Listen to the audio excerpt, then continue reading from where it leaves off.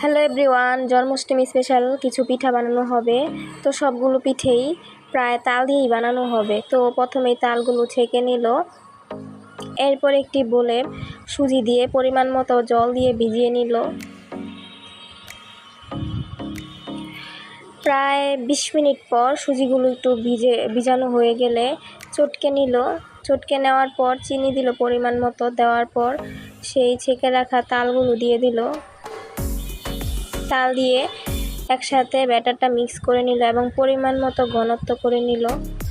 এখন একটি কড়াইতে পরিমাণ মতো একটু বেশি পরিমাণে তেল দিতে হবে। তেলটা একটু গরম হয়ে আসলে সেই মালপোয়ার ব্যাটারটা দিয়ে দিতে হবে।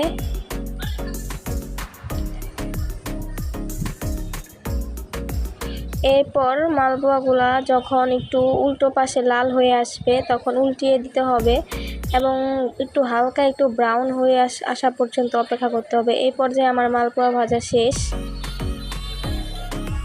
এখন বানানো হবে কলার বড়া এবং তালের বড়া একসাথে মিক্স। তো প্রথমে ময়দা নিয়ে নিল এবং পরিমাণ মতো লবণ দিয়ে দিল।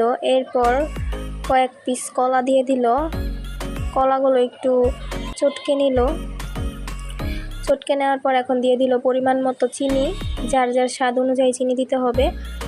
এরপর কলা, চিনি এবং ময়দার মিক্সচারটাকে মিক্স করে নিতে হবে। এরপর গুলিয়ে রাখা তালের ব্যাটারটা দিয়ে দিল। তালটা দিয়ে সে ব্যাটারের সঙ্গে মিশিয়ে নিতে হবে। এক্ষেত্রে নিজের আন্দাজ মতো ব্যাটারটা তৈরি করে নিতে হবে যেন বড়া পিঠাটা খুবই সুন্দর হয় দিতে।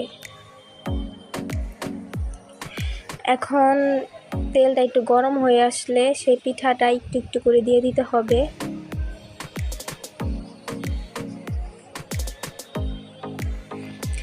আমার সবগুলো পিঠা দেওয়া শেষ।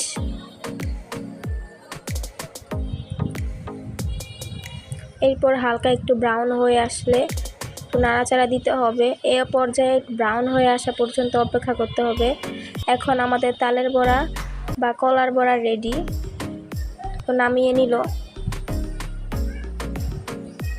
খুবই সুস্বাদু খেতে, গরম গরম পিঠাটা খেতে। এখন বানানো হবে লুচি। তো প্রথমেই পরিমাণ মতো ময়দা নিয়ে নিল, এরপর দিয়ে দিল পরিমাণ মতো লবণ, একটু সয়াবিন তেল দিয়ে একটু মিক্স করে নিতে হবে। ময়দা, তেল এবং লবণটাকে মিক্স করে নেওয়ার পর এখন দিয়ে দিল পরিমাণ মতো লো টেম্পারেচারের জল দেওয়ার পর একটি ডো তৈরি করে নিল। এখন লুচি আকারে সবগুলো ডো কেটে নিল এবং বেলে নিল। বেলে নেওয়ার পর গরম তেলে সেই লুচির ডোটাকে দিয়ে দিল। এখন কি সুন্দর করে ফুলছে দেখুন। একটু উল্টিয়ে দিল।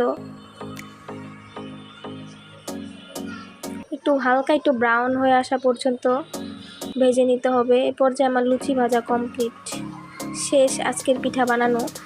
ভিডিওটা ভালো লেগে থাকলে অবশ্যই লাইক, কমেন্ট এবং শেয়ার করবেন, সাবস্ক্রাইব করবেন।